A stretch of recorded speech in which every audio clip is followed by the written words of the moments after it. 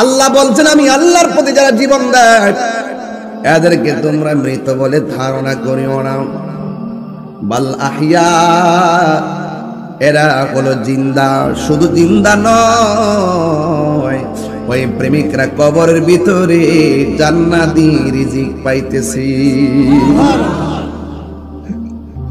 আরেক জায়গায় আমার আল্লাহ বলেন ওয়ালা তাকুলু লিমা ইউকতালু ফি সাবিলিল্লাহি আমওয়াত, আমি আল্লাহর পথে যারা জীবন দেয় এদেরকে মুখ দিয়া মৃত বলিও না, এরা হলো জিন্দা। এরা কেমনে যে জিন্দা এটা আল্লাহ ছাড়া কেউ জানে না। কথা বলেন ঠিক কিনা? আল্লাহ বলছেন কেমনে জিন্দা এটা তোমরা বুঝবে না, এই জন্য সব কথা বুঝতে যায়েন না। কিছু কিছু কথা বিনা দলিলে বিশ্বাস করে লইয়েন, কাজে লাগবো। বেশি দলিল দেয়, যুক্তি দেয়, আর দলিল চাই শয়তানে। কথা কম ঠিক কিনা? সব মানুষ মরণশীল। আল্লাহ বলে মারা যাওয়ার পরও তোমরা মৃত বলিও না। এই জন্য আমার আল্লাহ সতর্ক করে দেন। আমার আল্লাহ বলছেন কুল্লা আসআলুকুম আলাইহি আজরান ইল্লাল মাওয়াদ্দাতা ফিল কুরবা। আমার নবী বলেন ও পৃথিবীর মানুষে, আমি তোমাদের কাছে কিছুই চাই না। আমাকে যুদ্ধের ময়দানে পাথর মেরে মেরে রক্ত লাল করে দিয়েছে, এর বিনিময়ে আমি কিছুই চাই না। আমার পাথর দিয়ে দিয়ে রক্তে লাল করে ফেলেছি, এর বদলা আমি তোমাদের কাছে কিছুই চাই না। এর বিনিময়ে আমি তোমার কাছে কিছুই চাই না। পৃথিবীর মানুষ, আমি চাই শুধুমাত্র আমার আহলে বায়তের মহব্বত। জোরে জোরে কি সুবহানাল্লাহ বলা যাবে না? কেউ যদি ওদের কষ্ট দেয় যেন আমায় কষ্ট দেয়, বলো কেউ যদি ওদের কষ্ট দেয় যেন আমায় কষ্ট দেয়। কষ্ট দিল মা ফাতেমারে, বলুন কষ্ট দিল মা ফাতেমারে। আখাজ বিয়াদি হাসানিন ওয়া হুসাইনিন, একদিন আমার নবী হাসান হুসাইনের হাতের মধ্যে ধরছে, দইরা বলতেছেন হ্যাঁ পৃথিবীর মানুষ, তোমরা যদি আমাকে ভালোবাসতে চাও এই দুইজনকে ভালোবাসবা। শুধুমাত্র দুইজনকে নয়, ওয়া আবাহুমা, তার বাবা মৌলা আলীকে ভালোবাসবা। শুধুমাত্র তাই নয়, ওয়া উম্মাহুমা, এবং তারা দুইজনের মাকেও ভালোবাসবা। এই হলো চারজন আমার নবী, একজন পাকে পাঞ্জাতন। বন্ধুগণ, পাক মানে পবিত্র, পাক পাঞ্জা মানে হলো পাঁচ, তন মানে হলো দেহ। এই পাক পাঞ্জাতনকে ভালোবাসার সিদ্ধান্ত শুধুমাত্র আমার নবীর নয়, এদেরকে ভালোবাসার সিদ্ধান্ত একজনের। জবানটা খুলে বলুন তিনি কে? এই জন্য বন্ধুরে, আমার নবী আপনার নবী যাদেরকে অনেক ভালোবাসতেন, হঠাৎ করে একদিন আমি গুড়া থেকে ওয়াজটা শুরু করলাম। বন্ধুরে আমার, মা ফাতেমা জোহরা রাদিয়াল্লাহু তাআলা আনহা, হযরত মৌলা আলী রাদিয়াল্লাহু তাআলা আনহু, সাধারণ কেউ না, যাদের বিয়ের অনুষ্ঠানটা আসমানের মধ্যে হয়েছে। জোরে জোরে কি সুবহানাল্লাহ বলা যাবে না? এদেরকে আমার আল্লাহ কত ভালোবাসতেন। জান্নাত থেকে জামা পাঠায়, জান্নাত থেকে খাবার পাঠায়। এর মানে হলো বুঝতে হবে, আরো ভাঙ্গা বইলা দিয়া যায়, নাইলে বুঝবেন না। জান্নাতের গেটের মধ্যে যাইয়া দেখবেন মৌলা আলী সাবি লইয়া দাঁড়ায় রইছে, মা ফাতেমা সাবি লইয়া দাঁড়ায় রইছে, হাসান হুসাইন দুইজন সাবি লইয়া দাঁড়ায় রইছে। আমার নবী হইলেন মালিক, সাবি হইল তাদের চারজনের হাতে। বন্ধুগণ, মাশাআল্লাহ, অনেক টাকা। আমার বন্ধু, মা বন্ধু অনেক টাকা পাঠাইছে। আল্লাহ যেন দানটা কবুল করে, মা ফাতেমার সঙ্গে যেন জান্নাতবাসী করে। জোরে জোরে বলুন আমিন। উজবো যেই কথাটা বলতে চেয়েছিলাম, ওয়াজটা বড় লম্বা, এরপর আমি কেটে কেটে 12টার ভিতরে ওয়াজ গুছাই নিব ইনশাআল্লাহ। টেনশন করবেন না, দুঃখ করার কোনো সুযোগ নাই। আমরা কি এজিদি মুসলমান না হুসাইনি মুসলমান? হুসাইনি মুসলমানরা ঘটনা শুনলে চলবে না, চেতনা লাগবে। কথা ঠিক না? আজকে যারা ইমাম হুসাইন রাদিয়াল্লাহু তাআলা আনহুর কথা বললে গায়ের মধ্যে আগুন ধরে, পাঞ্জাতনের কথা বললে গায়ের মধ্যে আগুন ধরে, বুঝতে হবে এদের মুখে দাঁড়িয়ে আছে, অন্তরের মধ্যে হুসাইনের নূর নাই। কথা বলেন ঠিক কিনা? ও বন্ধু, কবুতরের জোড়ার মতো দুইটা ভাই, একজনের নাম হলো হাসান আর একজনের নাম হলো হুসান। হাসান ডাক দিয়ে বাইরে বুকটা দিয়ে দরপর দরপর জ্বালা জ্বালা করে। বড় ছোট ভাইটা ডাক দিল, ভাই কি হইছে? হঠাৎ করে এমনি কেন বুকের মধ্যে দইরা, মুখের মধ্যে দইরা কেন বসে গেলেন? ইমাম হুসাইনকে তার ভাই ডাক দিয়ে বলে, বাইরে মনে হয় যেন কে যেন আমার খাবারের সঙ্গে বিষ পান করাই দিছে রে, এই বিষটা আমার কলিজার মধ্যে মনে হয় আঘাত করেছে। এ ভাই, কবুতরের মতো জোড়ার দুইটা ভাই, যে এই ঠোঁটের মধ্যে আমার নবীজি চুমা দিছে রে, এই ঠোঁট দিয়া কেমনে বিষের খাবার ভিতরে ঢুকাই দিলেন না ফরমানের দল, কথা কন্যা ঠিক কিনা? যেই গলার মধ্যে নবী চুমা দিছে, ওই গলায় কেমনে করে ছুরিটা দইরা দিলি? কারবালার ঘটনাটা যদি কোন ধরনের ইহুদিরা ঘটাইতো মনটারে বুঝ দিতাম, কোন খ্রিস্টানে ঘটাইলে মনটারে বুঝ দিতাম, কোন হিন্দু ঘটাইলে মনটারে বুঝ দিতাম। ঘটনাটা ঘটাইছে দাড়িওয়ালা, ঘটনাটা ঘটাইছে টুপিওয়ালা, ঘটনাটা ঘটাইছে ফুরাতের পানি দিয়া উযু করিন না, ঘটনাটা ঘটাইছে ফুরাতের প্রান্তরে নামাজ পড়িন না। এই জন্য আমরা সব মৌলবীরা পিছে নামাজ পড়ি না, হেরার ভিতরে এজিদের রক্ত আছে।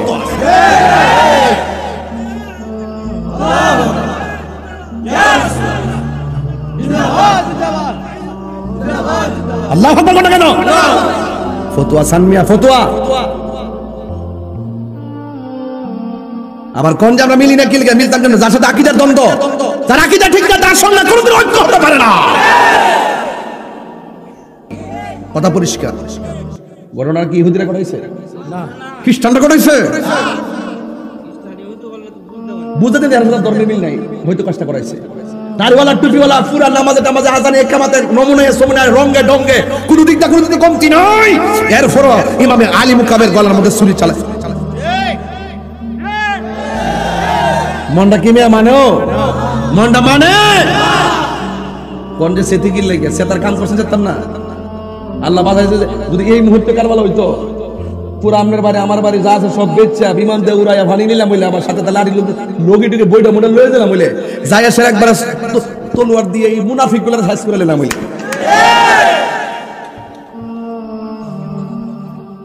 মুনাফিক, এই মুনাফিক কাফের চাই তারা ভয়ঙ্কর। রসুল বলেছে কাফের বালা, মুনাফিক আরো খারাপ। কারণ কাফেরকে বোঝা যায়, কিন্তু মুনাফিক আপনার সঙ্গে মিলবে, খাইবে, সুযোগ পাইলে ভাত দেওয়ার চেষ্টা করবে, ডলার খেয়ে কালার ফেলবে, টাকা খেয়ে ইমান বিক্রি করে ফেলবে। টাকা খাই ইমান বিক্রি করি না, আছে না নাই বলেন? আমরা কি ডলার দিয়ে কালার ফেলতে পারবো? আমরা টাকাতে কিনতে পারবো?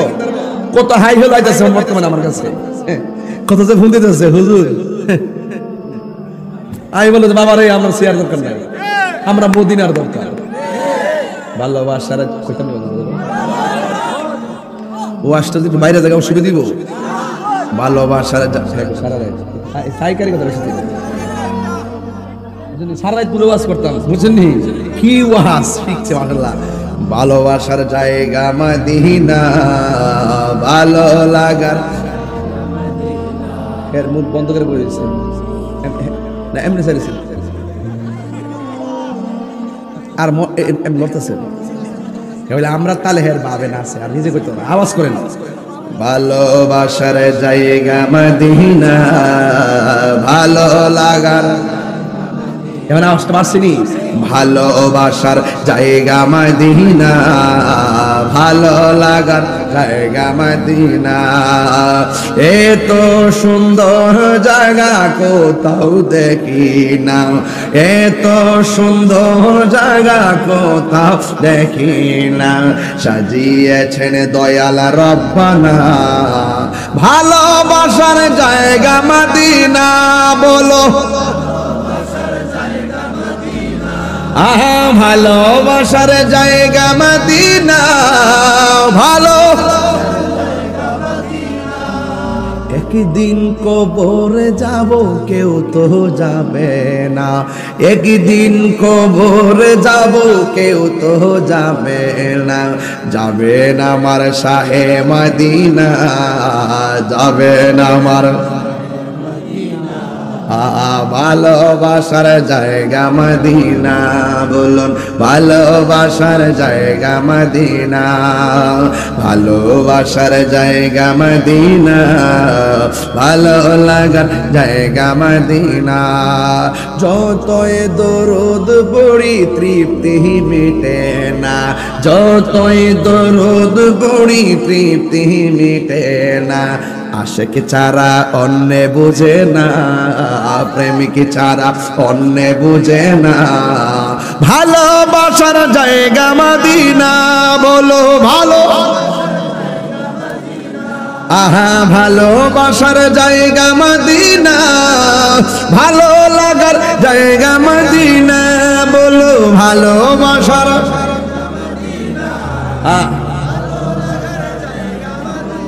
ভালো লাগার জায়গা মদিনা। ও ভাই কেন গো বুকে হাত দিয়া বসে গেলেন? বলতেছে বাইরে কে যেন আমার খাবারের সঙ্গে বিষ পান করাইয়া দিছে রে, এই জন্য আমার বুকটা বড় জ্বালাপোড়া করে। এবার ইমাম হুসাইন ছোট ভাই বড় ভাইরে ডাক দেখো, ভাই কবুতরে জোড়ার মতন ভাই যেন ভাঙ্গিয়া যাইতেছে রে ভাই। ও ভাই কোহে একবার শুনি কে তোমারে খাওয়াইছে রাসূলের রানী রে, হায়রে আমার সোনার চন্দ্রমণি। এখান থেকে ওয়াজ মায়া লাগাই দিবেন ইনশাল্লাহ। ভাই কোহে একবার শুনি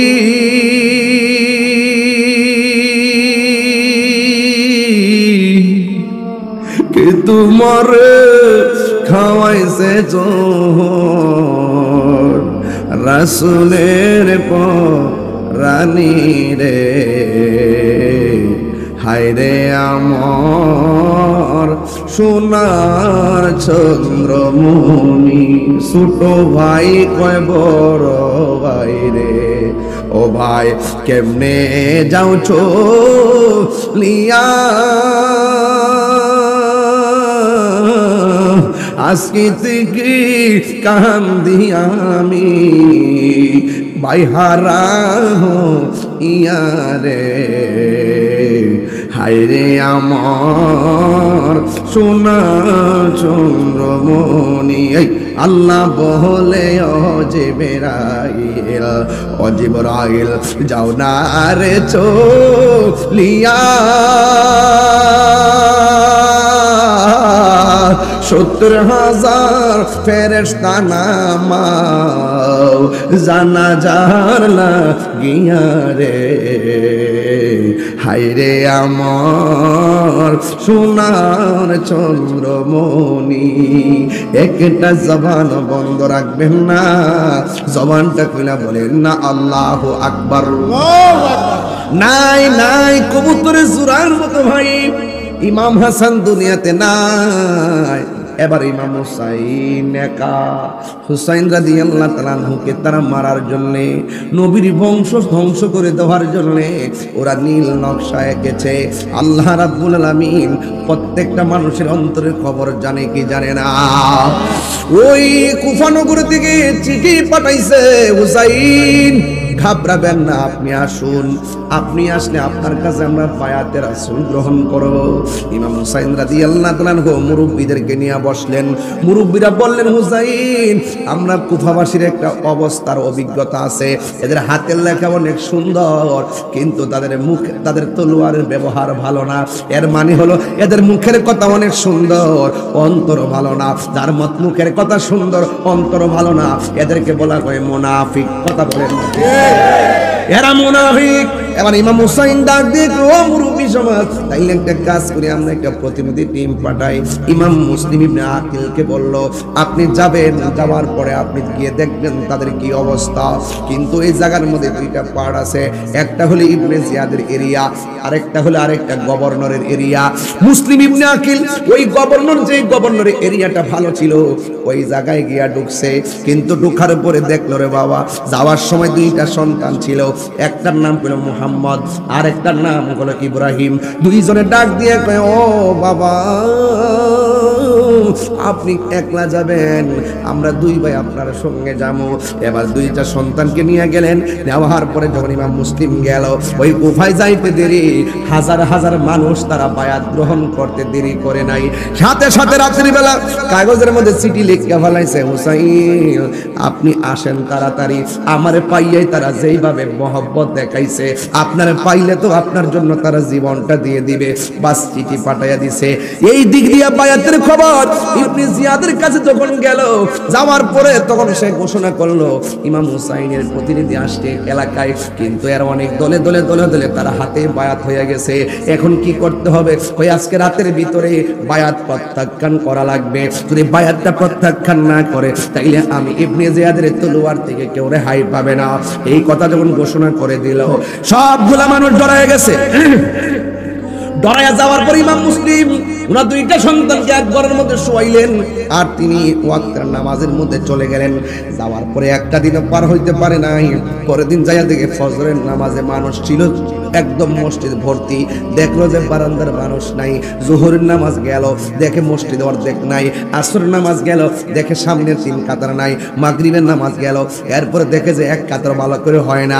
ইমাম মুসলিম মনে মনে কয়, হাই রে, আমি আসার সময় এত মানুষ আমার কাছে মুসলমান, এত মানুষ আমার কাছে বায়াত হইল, একটু রাতটা পার হইতে পারে নাই, মানুষগুলা কেমনে আলাদা হয়ে গেল? তাইলে তো মুরব্বীদের কথাই ঠিক আছিল, এদের মুখের কথা ভালো, অন্তর ভালো না।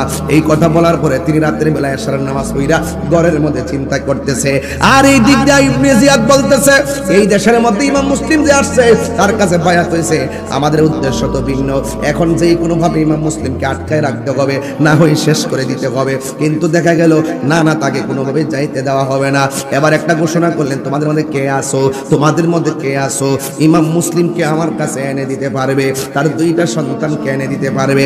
একটা লোক দাঁড়ায় গেছে, আমি পারবো। কিন্তু ইমাম মুসলিম ঘটনাটা জানতেন না। ঘরের মধ্যে রাত্রে বেলা ঘুমায়া রইলেন। ওনার মনে মনে টার্গেট হলো যে কোনোভাবে ইমাম হুসাইনকে এখানে আসতে বারণ করতে হবে। আল্লাহর লীলা খেলা বোঝা যায় না। দুইটা ঘাতক রাতের বেলা ছুরি লইয়া ইমাম মুসলিমের ঘরের পাশে দাঁড়ায় রইছে। যেই মাত্র তিনি ঘর থেকে বের হবেন, তার ঘাড়ের মধ্যে ওই তলোয়ারটা দইরা দিলেন। দেওয়ার পরে কয়, তোমরা না আমার মসজিদের মুসল্লি ছিলা, কয় বেশি কথা বলা যাবে না, বেশি কথা বললে কল্লা নিয়ে যাব, এটা হাই কমান্ডের নির্দেশ। যেই যে এই মাত্র যেই কথাগুলো শুনলেন, ইমাম মুসলিম ডাক দিয়ে কয়, দেখ রে, আমার কি দোষ ছিল, আমার হুসাইনের কি দোষ ছিল? তোমরা এমন ব্যবহার কেন আমাদের সাথে করতেছো? প্রয়োজনে আমরা এখান থেকে চলে যাব। কয় না, গেলে তুমি আর আসবা না, আমরাও পুরস্কার পাবো না। এবার গলার মধ্যে ছুরিটা যখন ধরে দিবে, ইমাম মুসলিম ডাক দিয়ে কয়, তোমরা যদি আমাকে মাইরাই ফালাও তাইলে আমার একটু সময় দাও, আমি 2 রাকাত নামাজ পড়বো। এবার 2 রাকাত নামাজ পড়লেন, 2 রাকাত নামাজ পড়লেন। এই 2 রাকাত নামাজ আলাদা পয়রা বোঝাইয়া গেছে এদের নামাজ আর আমার নামাজ এক না। এরা মুসল্লি হলো মুনাফিক, আর আমি মদিনার নামাজ পড়ছি। কথা কোন ঠিক কিনা? 2 রাকাত নামাজ পড়ছে, আর ঘাতকরা দেহ থেকে কল্লাটা আলাদা কইরা যখন আলাদা করে দিবে, ওই মুহূর্তে তিনি কালিমা শাহাদা পড়ে দুনিয়া থেকে বিদায় হয়ে গেল। সকালবেলা হয়ে গেল, 2টা সন্তান কয়, ও বাড়িওয়ালা, আমার আব্বাদি প্রতিদিন সকালবেলা আমরা খবর নিত, আমার আব্বাদি আজকে আইলো না। এবার ঘরের বাড়িওয়ালা বলতেছে, কিছু করার মাইরা ফেলাইছে, তাইলে একটা কাজ করেন, ওদেরকে যদি মাইরা ফেলায়, আমার বাবা তো চিঠি লিখছে হুসাইনকে আসার জন্য, তাইলে ওনাদেরকে তো না করতে হবে, যেন এখানে না আসে। আসলে তো আমার বাবার করুণ অবস্থা ইমাম হুসাইন পরিবারেরও হবে। আমাদেরকে তাড়াতাড়ি মদিনার রাস্তাটা দেখাইয়া দেন। বাড়িওয়ালা ডাক দিয়ে, ঠিক আছে, সকালবেলা কাফেলা আছে, কাফেলার সঙ্গে তোমাদেরকে দিয়ে দিব, তোমরা চলে যাইবা। আর ওই দিক দিয়ে ইমাম হুসাইন চিঠি পাইয়া গেছে, চিঠি পাইয়া ওই কুফার দিকে রওনা হয়ে যাচ্ছে। আর এই দিক দিয়ে সকালবেলা কাফেলার দিকে তুইলা দিছে ছোট 2টা বাচ্চা, ভালো করে হাঁটতে পারে না, ঠসাগুলা পইরা লাল হয়ে গেছে, এই বালুর মধ্যে হাঁটতেছে। কাফেলা অনেক দূর চলে গেছে, ওরা 2 জন রাস্তা হারাইয়া ফেলাইছে। বন্ধুগণ, রাস্তা হারাইয়া ফেলাইয়া এক ভাই আরেক ভাইয়ের ডাক দিয়া কয়, ভাই রে, অনেক তৃষ্ণা লাগছে, একটু পানি দেন না। এই কথা বলার পরে কুয়ার কাছে গেল, যাইয়া দেখে একটা মহিলা কুয়া থেকে পানি তুলতেছে, মাথার নিচে ঢুকাইয়া পানি তুলতেছে। আর মহিলা এই সামনে 2টা ছেলে কুয়ার মধ্যে এমনি দাঁড়াইলো। যেই মাত্র দাঁড়াইছে, মহিলাটা বলতেছে, আমি যখন কুয়ার মধ্যে পানির বালতিটা ফেললাম, আমি তাকায় দেখলাম ওই পানির নিচে যেন পূর্ণিমার চাঁদ 2টা চেহারা উদয় হয়েছে। এই কথা বলার পরে ডাক দিয়া বলে তুমি কে? নাম বলে না। এই দেশের মানুষ তো নবীর আওলাদ শুনে বাবারে জবাই করে ফেলাইছে, এই জন্য তারা দুইজন নাম বলে না। নাম না বলে কি বলছে জানেননি? একটা কথা বলছে, আমরা কেউ না, আমরা হইলাম মদিনা ওয়ালারা। এই কথা বলার পরে কেন গো? আমরা মদিনায় যাওয়ার জন্য রওনা দিছিলাম, রাস্তা হারায় ফেলছি। ওই লোকটা বলে তোমরা এখন যাইতে পারবা না, তাইলে আমি যেই বাড়িতে কাজ করি ওই বাড়ির মানুষটা বড় ভালো, তোমার সেখানে নিয়ে যাব, ওই জায়গার মধ্যে তুমি থাকবা, সকালবেলা কাফেলা তোমার ধরায় দিব। আর এই দিক দিয়ে ইবনে জিয়াদে বিশাল বড় সভা সাজাইছে। কি ব্যাপার? আমরা শুনছি দুইটা ছেলে ছিল এরিয়ার ভিতরে, এই দুইটা ছেলে কোথায় পাওয়া যাচ্ছে না, তোমাদের মধ্যে কে আসো ওই দুইটা সন্তানকে ধরে এনে দিতে পারবে, ধরে এনে দিলে তোমাদেরকে পুরস্কার দেওয়া হবে। ওই জায়গার মধ্যে একজন দাঁড়ায় গেছে, তার নাম হলো হারেস। ওই হারেস যখন দাঁড়ায় গেছে, আমি এনে দিব বইলা বের হয়ে গেছে স্বর্ণ মুদ্রার জন্য। আর এই দিক দিয়া ওই লোকটার বাড়ির মধ্যে নিয়ে গেছে, নেওয়ার পরে পাগুলোর মধ্যে ঠসা পড়ে গেছে, সুন্দর করে পাগুলো দয়া দিল, তারা খাওয়া দাওয়া করাইয়া কাপড়ে কাটানাইয়া বলছে তোমরা রাতের বেলায় এখানে ঘুমায় থাকবা, কোনো আওয়াজ করবা না, তোমাদেরকে সকালবেলা কাফেলা ধরাইয়া দিব। ঠিক আছে, পায়ের মধ্যে ব্যথা, চোখের মধ্যে বাবার রক্ত, আর অন্তরের মধ্যে হুসাইনকে কেমনে যায় না করব, এই তিনটা ভাষা যখন অন্তরে বেঁধে গেছে, তাদের চোখের মধ্যে আর ঘুম আসে না। টেনশন থাকলে কি ঘুম আসে না? কিরে বাবা, ঘুম আসে না। জীবন মরণের লড়াই। এবার দুইটা ছেলে একটা আরেকটারে জড়াইয়া দইরা এমন ভাবে কাতরাইতাছে, আর পর্দার আড়ালে কাফরের কোণার মধ্যে ঘুমায় রইছে। আর এই দিক দিয়া ওই মহিলাটার স্বামী যে চ্যালেঞ্জ করছে আমি বের করে দিব, সব দিক দিয়ে খুঁজা তারে না পাইয়া ক্লান্তি শ্রান্তি মন নিয়ে বাড়ির মধ্যে ঢুকছে। স্ত্রীর ডাক দিয়ে কি ব্যাপার, এত টেনশন কেন, এত পেরাশানি কেন? আর কইও না, বিশাল বড় একটা অফার পাইছি, এই দেশে নাকি মুসলিমের দুইটা পোলা আছে, এই দুইটা সন্তানকে দইরা নিতে পারলে তোমার আর বান্দিগিরি করা লাগবে না, তোমার আর কাজ করে খাওয়া লাগবে না, আমরা বড় লোক হইয়া যাবো। এবার স্ত্রীটা তো ভিতরে একটা চিপ মারছে, কামড় মারছে, ডাক দিয়া বলবে স্বামী গো ঠিক আছে এখন তাড়াতাড়ি গোসল করেন, খাওয়া দাওয়া করেন, ঘুমায় থাকেন, সকালবেলা ওইটা যাইয়েন, অসুবিধা নাই। এই কথা বই না, স্বামী গোসল করলো, এবার খাওয়া দাওয়া করলো, কইরা যেই মাত্র শুইছে ওই মুহূর্তে শোয়ার মধ্যে বলতেছে আমি যদি দুইটা সন্তান পাই তাইলে আমরা আর গোলামি করা লাগবে না, অনেক স্বর্ণ মুদ্রা আমরা উপহার পাবো। এই কথা বইলা কথা বলতেছে, হঠাৎ তুইরা ওই পর্দার আড়ালে ছোট ভাইটা একটা চিৎকার মারছে। চিৎকারটা কেন মারছে জানেননি?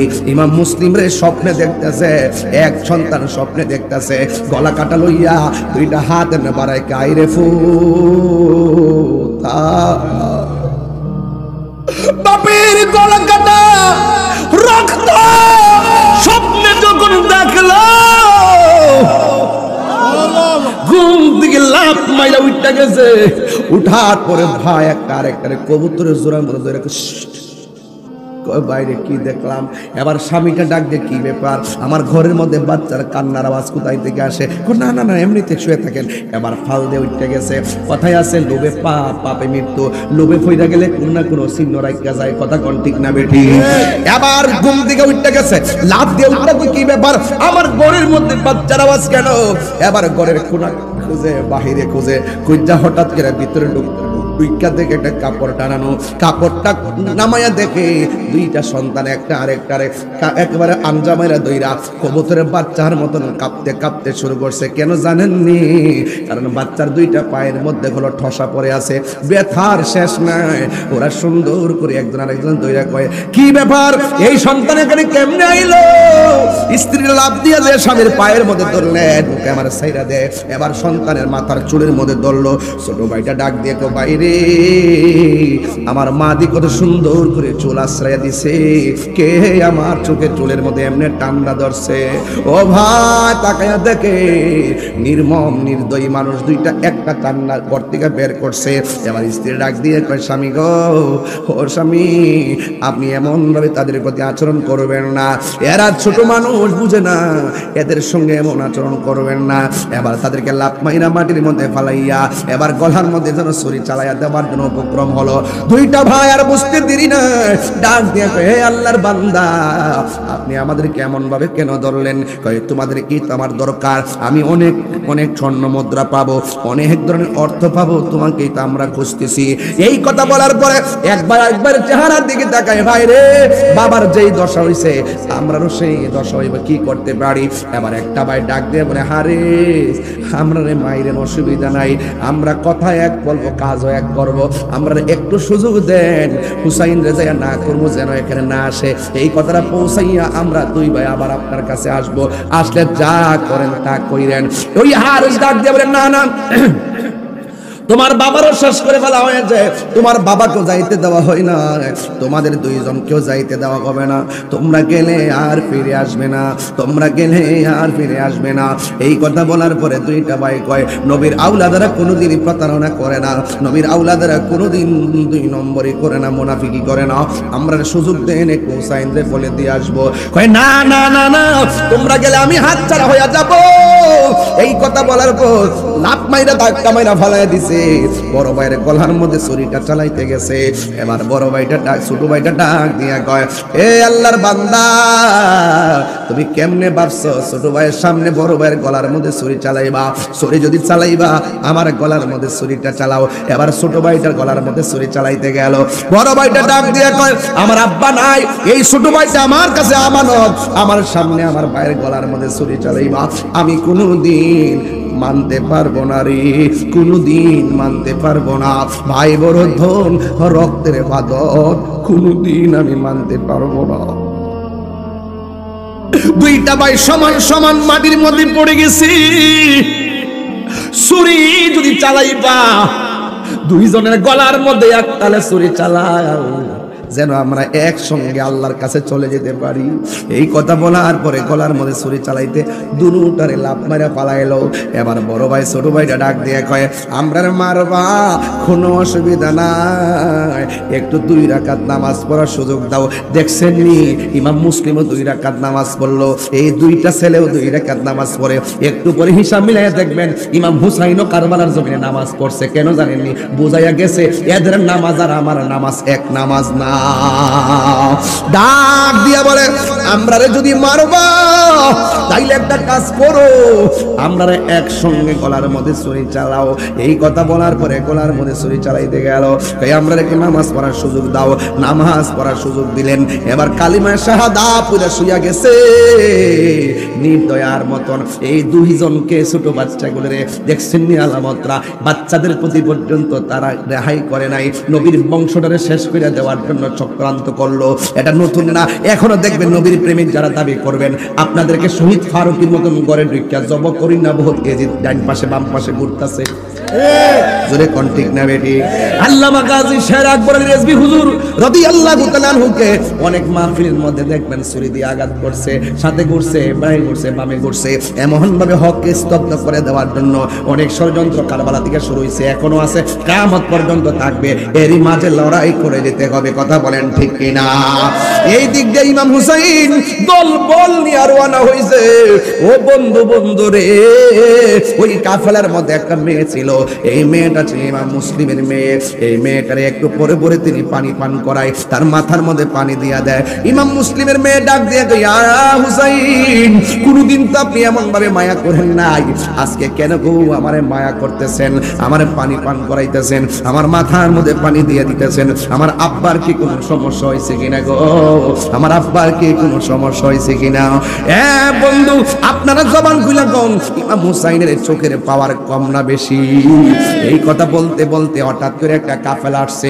ওই কাফেলার মধ্যে একটা লোক ছিল যার নাম হলো ছিল হুর। তার নাম ছিল হুর। হুর আইসা ডাক দিয়া কয়, এ হুসাইন, আমাদেরকে ইবনে জিয়াদ পাঠাইছে, আপনাকে এই রাস্তাটা সুবিধাজনক হবে না, ভালো একটা রাস্তায় ঘোরায় নিয়ে যাব। কিন্তু দেখেন ইমাম মুসলিম যে এরিয়ার মধ্যে গেছে, এই এরিয়ার মধ্যে ইমাম ইমাম হুসাইন ঢুকতে পারে নাই। ইবনে জিয়াদ চালাকি কইরা মাঝপথে রিসিভ করাইয়া হুররে দায়িত্ব দিয়া রাস্তা ঘুরাইয়া ওই ইবনে জিয়াদের দিকে নিয়ে গেছে। ইমাম হুসাইন কাফেলা নিয়ে যাইতেছেন, হঠাৎ করে দেখতেছেন গুড়া লইয়া তলোয়ার লইয়া একটা দল আসতেছে। এবার শহর বানো ডাক দিয়া বলে, স্বামী গো, ওরা না ফুলের মালা নিয়ে আসার কথা, ওরা দিগো যুদ্ধের মতন তলোয়ার নিয়ে আমাদের দিকে আসতেছে, কারণটা কি? ইমাম হুসাইন ডাক দিয়া কয়, শহর বানু, ও শহর বানু, এরা তোমার জন্য পরপুরুষ, তাড়াতাড়ি তাবুটা দাও আর তলোয়ারটা দাও। খেজুরের গাছের ডালের মধ্যে কূপ দিল, কূপটা দেওয়ার সাথে সাথে খেজুরের ডাল থেকে রক্ত ঝরলো আর ঘোড়ার পা গুলা মাটির নিচে ডেবে গেছে। ইমাম হুসাইন বলে, শহর বানু শহর বানু, আমার নানা জান বই লাগেছে, আমরা সুন্নিরা যে কিরে বলি আমার নবী গায়েবের খবর দেন ওয়ালা কেন বলি রে? কারবালার ঘটনাটা হলো তার বাস্তব প্রমাণ। আমার নবী, আপনার নবী বলে গিয়েছেন, হুসাইন এমন একটা সময় আসবে যেই জায়গার মধ্যে গেলে খেজুর গাছের ডালের মধ্যে কূপ দিলে ওই ডাল থেকে রক্ত পড়বে আর গোড়ার পা গুলো মাটির নিচে ডেবে যাবে। মনে রাখবা ওই জায়গাটাই হলো তোমার শাহাদতের সেন্টার। ইমাম হুসাইন আর বুঝতে বাকি নাই, সাথে সাথে দলবদ্ধভাবে যাদেরকে নিয়ে গেছে এদেরকে ডাক দিয়া বলে, ও আমার পরিবারের পরিজন, ও আমার কাফেলার মানুষ, আজকে রাত্রে বেলা হয়ে গেছে, আমরা এখানে অবস্থান করব, আমরা তাবু টানাবো, তবে এখানের অবস্থা বেশি ভালো নয়। ইমাম মুসলিমকে তারা শেষ করে ফেলাইছে, হয়তো আমাদেরকে শেষ করে ফেলবে, কিন্তু তোমাদেরকে তো আমি নিয়ে আসছি। আমি চাই না আমার জন্য তোমরা জীবন দাও, আমি চাই না আমার জন্য তোমাদের ক্ষতি হোক। আমি তোমাদেরকে একটা রাত সময় দিলাম, এই রাতের ভিতরে যে যে দিকটা পারো সেই দিকটা চলে যাইবা। সংখ্যা মাত্র 72 জন, তোমরা যে যে দিকটা পাইবা সেই দিকটা চলে যাইবা। তোমরা কি রাজি আসুনি? এবার সবাইরে সুযোগ দিয়া সবাই তাবুর মধ্যে ঘুমাইতেছে, সবাই মনে মনে ভাবতেছে আমরা কি করব। ইমাম হুসাইন রাদিয়াল্লাহু তাআলা রাতের বেলা ঘোষণা দিয়া সকালবেলা ফজরের টাইমে যখন উঠলেন, উঠার পরে দেখতেছেন ইমাম হুসাইনকে ফালাইয়া একটা মানুষ লড়ে নাই। ডাক দিয়া বলে, তোমরা গেলা না কেন? আপনি কেমনে ভাবলেন আপনারে ফালাইয়া আমরা চলে যাবো? আপনারে ফালাইয়া যদি আমরা চলে যাই মদিনাওয়ালার সামনে রোজ হাসরে আমরা কি জবাব দিব? জ্বালা জোরাই না, জ্বালা জোরাই না রে, উরে ভিতরে লাই গাছে আগুন, পানি দিলে নিবে না, জ্বালা জোরায় না, জ্বালা জোরায় না রে, যে জ্বালা মোর অন্তরে জ্বলে সেই জ্বালা কি ঠান্ডা হইব জলে ডুব দিলে? যে জ্বালা মোর অন্তরে জ্বলে সেই জ্বালা কি ঠান্ডা হইব জলে ডুব দিলে? কাছে আইসা কুলে তুইল, কাছে আইসা কুলে তুইল, নিব আমার বেদনা, জ্বালা জোরায় না, জ্বালা জোরায় না রে, জ্বালা জোরায় না, জ্বালা জোরায় না রে। ইবনে জিয়াদ হুররে ডাক দেখে, হুর তুমি বুদ্ধি কইরা এদেরকে যেইভাবে রং রুড়ে আনছো, তোমারে অনেক ধন্যবাদ। আমি চাই তোমারে সে বিশ্বাস করব। সর্বপ্রথম তুমি হুসাইনের সামনে তলোয়ার নিয়ে যুদ্ধে নামবে, এরপরে আমরা সবাই নামবো। হুর দায়িত্ব নিয়ে হাতের মধ্যে তলোয়ারটা নিয়ে ঘরের মধ্যে দুইটা ড্রেসটা পরে হাতের মধ্যে তলোয়ারটা নিল। ইবনে জিয়াদের সামনে যদি বলে আমি যাব না, তাইলে ইবনে জিয়াদ তারে মেরে ফেলবে। সে ঘরের দরজা লাগাইয়া হাতের মধ্যে তলোয়ারটা লইয়া মনে মনে কয়, আমি যখন হুসাইনরে আগায়া আনতে গেছি, ইমাম হুসাইন বারবার আমার মাথার মধ্যে মশকের পানি দিয়ে মাথা ঠান্ডা করে দিছে। ইমাম হুসাইন বারবার মশকের পানি আমার পান করাইছে। এমন হুসাইন আমি কেমনে তার বিরুদ্ধে তলোয়ারটা ধরবো? আমি পারবো না, আমি পারবো না, যাইতে দেরি করতে যাইতেছে। ইবনে জিয়াদ বলে তুমি যদি না যাও তোমার খবর আছে। এবার ইবনে জিয়াদের কথা শুনে হুর কয় ঠিক আছে আমি যাইতেছি। এবার তলোয়ারটা লইয়া ইমাম হুসাইনের কাফেলার দিকে রওনা দিল। শহর বানু ডাক দিয়ে কই স্বামী গো ওই লোকটাই তো আইতাছে, দেখেন না এই লোকটাই তো আমরা এমন বিপদে না ফালাইছে। এবার ইমাম হুসাইন বলে শহর বানু তুমি তাঁবুর মধ্যে থাকো, পর্দা লঙ্ঘন করো না। এই কথা বলার পরে হুরে তলোয়ার নিয়ে আইতাছে। ইমাম হুসাইনও তার সামনে দাঁড়ায় রইছে। হুর আয়েশা ডাক দিয়ে কয় নবীর আওলাদ আমার এই ইবনে জিয়াদ এমন ভাবে সালাকি কইরা আমারে পাঠায় আপনারা এখানে আনছি। এখানে আনার পরে আপনি বিপদে পড়ে গেছেন, কারণ আপনার চতুর্দিকে পানি, ফুরাতের পানি বন্ধ করে দিছে। আপনার আপনজনকে তারা পানি দিবে না, কিন্তু আমি আপনারা আনার কারণে আমি বড় শর্মিন্দা হয়ে গেলাম। এ হুসাইন আমারে তারা পাঠাইছে আপনার বিরুদ্ধে যুদ্ধ করার জন্য। আগে বলেন না আপনি আমারে মাফ করছেন নি, আমি যা করছি ভুল করছি, তবে আপনি অনুমতি দেন আমি হুর আপনার পক্ষ হইয়া ইবনে জিয়াদের বিরুদ্ধে প্রথম তলোয়ারটা ধরব। আর জোরে জোরে কন্যা আল্লাহু আকবার। পিরিতি শিখায়া কই গেল লুকায়া এ তাহিরি করি কি উপায়, এখনো বলো করি কি উপায়। ও মোর জ্বালা রে এ জ্বালা কি দিয়ে হে নিবায়, দয়ালের প্রেম জ্বালা ও গো জ্বলে জ্বালা কি দিয়ে হে নিবায়। ও গো যার জ্বালা একে সে জানে, মনের কথা বুঝবে কে মুর্শিদ বিনে। ইমাম হুসাইন তারে ক্ষমা করে দিলেন। প্রেমিকরা কখনো প্রতিশোধ নেয় না, প্রেমিকরা সব সময় ক্ষমা করে দেয়। কথা কন্যা ঠিক কিনা? প্রেমিকরা ক্ষমা করে দেয়, নবীর আওলাদ ক্ষমা করে দিলে দেখবেন কারবালার জমিনের শাহাদাতের যে তালিকা, ওই তালিকার মধ্যে দেখবেন হুরের তালিকাটা আছে, হুরের নামটা লেখা আছে, দেখছেন নি? যদি তাকে নসিবে আপনি আপনি আসিবে। কথা কোনা ঠিক কিনা? ভাগ্যে থাকলে জান্নাত ঠিকানা, মন বোঝো না ভাগ্যে থাকলে জান্নাত ঠিকানা, ঠিক কিনা?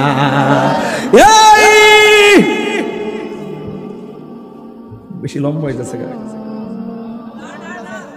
কুলাইতে পারতাম জানদা, কুলাইতে পারতাম, টাইনা কুলাইতে পারতেছি না বাবা রে। আমি টানতে পারতাছি না, ওই যে অনুভূমিকাতে আসছি বাজার, খালি ঢুকছি যেখানে, খালি ঢুকছি বাজার, মাথার ক্যান ক্যান করতেছে। আমি যে টাইন ওয়াজ করছি, এমনি টাইন ওয়াজ করি সময় কত কথা কই ওয়াজও, কারবালার ঘটনা তো ওয়াজ দিয়ে চলতো না। এটা চেতনা, চেতনা, এটা চেতনা, চেতনা। এখনো যদি কেউ ইয়েজিদের পক্ষ নিয়ে কথা বলে, হুসাইনি চেতনাই হবিগঞ্জের মানুষ মরিদের নাম যদি করবে না, আপনারা বলেন ঠিক কিনা বলে?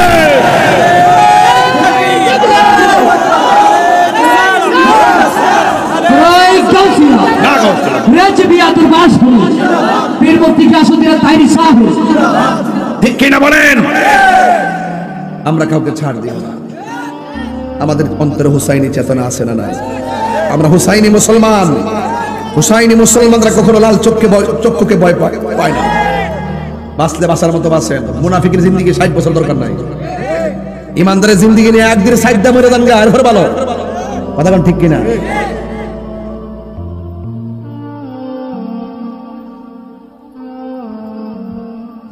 ওই কুফার গভর্নর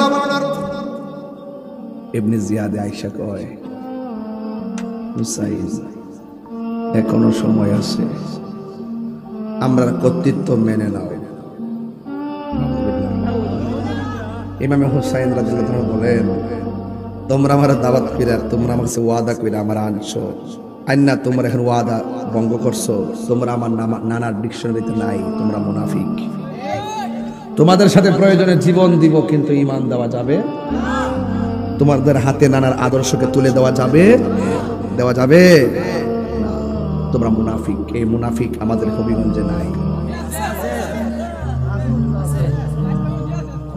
আসিনি, আসিনি, আসিনি, আছে, আছে। আয় হায়, যাক, আমরা এগুলোর ভয় পাই না। আমরা লাঠিতে নরম, কিন্তু দলিলে গরম, ঠিক কিনা? আমরা লাঠিতে নরম, দলিলে কাউকে ধরি, উফরে পড়লে কথা পরিষ্কার। আমার ওই হাইচুতি রই, আমি কাউরে কিছু কই না, যে আমার ক আমি তার সারি।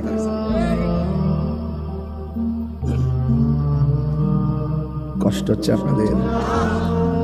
নবী প্রেমিকের কি মরণে ডরা? সবাই আমার সাথে মিলাইবি নাকি? নবীর প্রেমিকেরা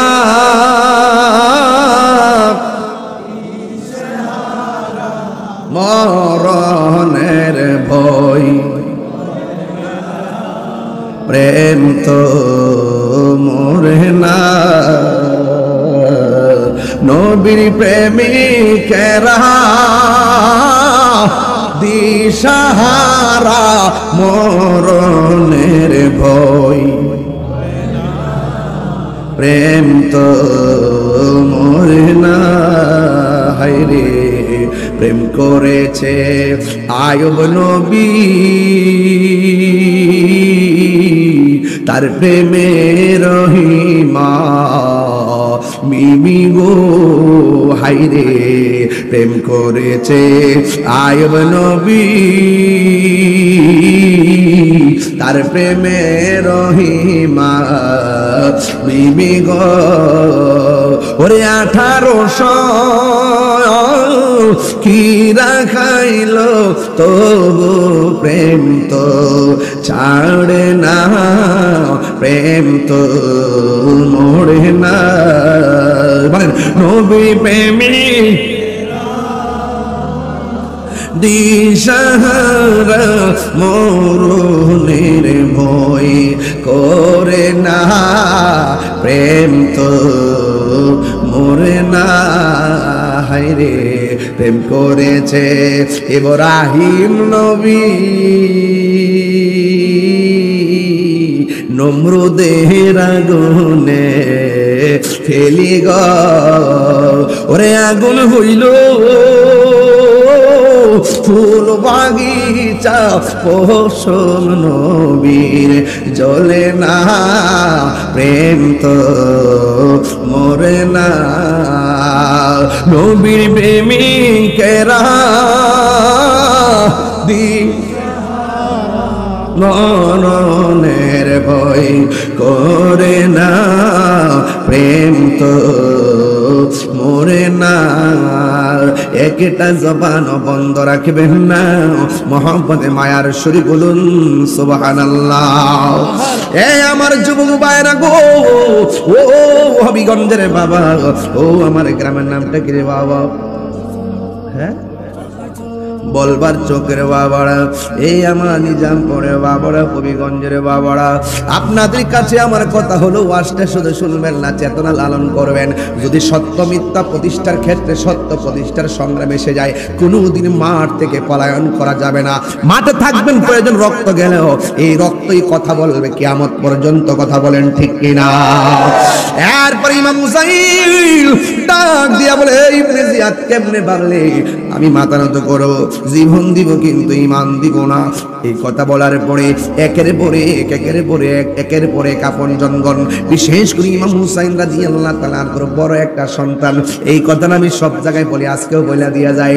ওই সন্তানের নাম হলো আলী আকবর। আলী আকবর ডাক দিয়া যায়, বাবা ও বাবা, আপনি আমাকে ছেড়ে দেন, আমি যাব কারবালার ময়দানে। এদের সাহসটা কত, এদের সাহসটা কত! গাছ যেমন ফল তেমন, গাছ গুণে ফল হয়, যেমন গাছ তেমন ফল। কথা কোন ঠিক না বেঠে? ডাক দিয়া বলে, বাবা আমারে অনুমতি দেন, আমি যাব কারবালায়। কয় না, তুমি যেতে পারবা না, কারণ নাভি থেকে উপর পর্যন্ত যে অংশটা আমার বড় ভাই নানার মতো পাইছি, নাভি থেকে নিচের অংশটা আমি আমার নানার মতো পাইছি, আর তোমার কণ্ঠটা শুনতে ডাইরেক্ট আমার নানার মতো। তুমি যদি চইলা যাও, তার ডাক শুই না আমি নানার জ্বালা মিটাবো। এই কথা বলার পর ওই সন্তান ডাক দিয়ে কয়, বাবা আপনার চতুর্দিকে বেঈমান, আমি যদি ঘরে ঘুমায় থাকি আমার ঈমান থাকবো না। দেখছেন না আল্লাহ কি হিসাব কিতাব দেখেন না। আপনার চতুর্দিকে বেঈমান, আমি যদি তা দেখা ঘরে বসে থাকি আমার ঈমান থাকবো নি? আপনার নানার আমি পামনি কই না।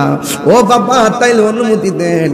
এবার ইমাম হুসাইন ডাক দিয়া কয় আব্বা রে ঠিক আছে তুমি হাতে তলোয়ার নাও, যাওয়ার সময় তুমি আমার বাবা কইয়া ডাক দিয়া যাইবা, আবার তুমি ফাঁকে আবার এসে আমার বাবা বইলা ডাকবা। কই ঠিক আছে আব্বা কথা রইলো। হাতের মধ্যে তলোয়ারটা লইয়া হুজা চলে গেছে কারবালায়। আমার দেশে একটা কথা বলে উলার বিষ হোলার ডালে, বাপের সঙ্গে না পাইলে সন্তানের লগে জাল মিটাই এমন লোক আছে না নাই? যেই মাত্র ইমাম হুসাইন রাদিয়াল্লাহু তাআলা আনহুর সন্তান হযরতে আলী আকবর রাদিয়াল্লাহু তাআলা আনহুকে তারা কারবালার ময়দানে পাইছে, পাইয়া তেলে বেগুনে জ্বললে একটা কই নবীর বংশ এটা দিয়া শুরু কর, শেষ কইরা দে। এবার ডান দিয়া তারা আক্রমণ করলো পারে না, বাম দিক দিয়ে আক্রমণ করলো পারে না, পিছন দিক দিয়ে আক্রমণ করলো পারে না, সামনে আক্রমণ করে তো আসতেই পারে না। হঠাৎ করে চতুর্দিক দিয়ে আক্রমণ করছে। একটা বিয়াদব এসে কন্ট্রোলের মধ্যে তীর ঢুকাইয়া দিছে, যেই মাত্র তীরটা ঢুকাইয়া দিছে হঠাৎ করে বাবার কথা মনে হইয়া গেছে, দৌড়াইয়া বাবার কাছে গেছে, যাইয়া ডাক দিয়া কই বাবা গো, ও বাবা আমি বলছিলাম আপনারে আবার আইসা জন্মের মতো বাবা ডাকমু। এবার যেই মাত্র বাবা কইয়া ডাক দিছে, ইমাম হুসাইন ডাক দিয়ে বলে বাপরে তুমি যাওয়ার সময় কত সুন্দর করে আমাকে ডাক দিয়েছো, কত সুন্দর লাগছে, এখন দিকে তোমার অর্ধেকটা ডাক বাইরে যায়, পুরোপুরি তুমি আমার ডাক দিতে পারো না। এবার সন্তানটা ডাক দিয়ে কয়ে বাবা কেমনে ডাক দিতাম, আমার সুন্দর কণ্ঠটারে ধ্বংস করার জন্য ওরা গলার মধ্যে তীর ঢুকাইয়া দিয়েছে, এই জন্য আপনার মন মতো ডাকতে পারতেছি না।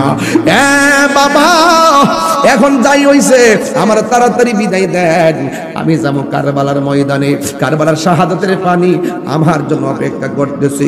তবে বাবা আপনার কাছে আমি জীবনে কিছু চাই না, আজকে আমি একটা জিনিস চাই আমার দিবেন নি। ইমাম হুসাইন বলে আমি কি দিব, আমার সন্তান কি আমার কাছে চাইবে? এই কথা বলার পরে সন্তানটা ডাক দেখে আব্বা আমি যখন যুদ্ধের ময়দানে গেলাম, এমন ধুলাবালিতে যুদ্ধ করলাম, এমন গরমের মধ্যে যুদ্ধ করলাম, মস্কের মধ্যে কোনো পানি নিয়ে যাই নাই। আব্বা গো বাবা আমার একটু পানি দেন না, এক ফোঁটা পানি দিয়ে আমার গলাটারে ভিজাইয়া দেন, আমি যেন মন পানি ফালাইয়া আল্লাহু আকবার কর না কেন ডাক দিয়ে বলে আল্লাহ আমি সন্তানে কেমন বাবা হইলাম, আমার সন্তান আমার কাছে পানি চায়, মস্কের ভিতরে পানি নাই, কূপের মধ্যে কোনো পানি নাই, ফুরাতের প্রান্তরে এত পানি অথচ পানি আনতে পারতেছি না। হিন্দি মিন টাইমে আমার নবী আপনার নবীর নাতি ইমাম হুসাইন কয়ে বাপরে আমি তোমারে পানি দিতে বলছো, ও বাবা ঠিক আছে আমি তোমারে পানি দিব, একটু লম্বা হইয়া শুয়া যাও। এবার লম্বা হইয়া শুয়া গেছে, শুয়া যাওয়ার পরে ইমাম হুসাইন ডাক দিয়ে কই বাবা রে তুমি আমার কাছে পানি চাইতেছো, আমি তোমারে আমি পানি দিতেছি, অথচ কুয়ার মধ্যে পানি নাই এবং কূপের মধ্যে পানি নাই, মস্কের মধ্যে পানি নাই।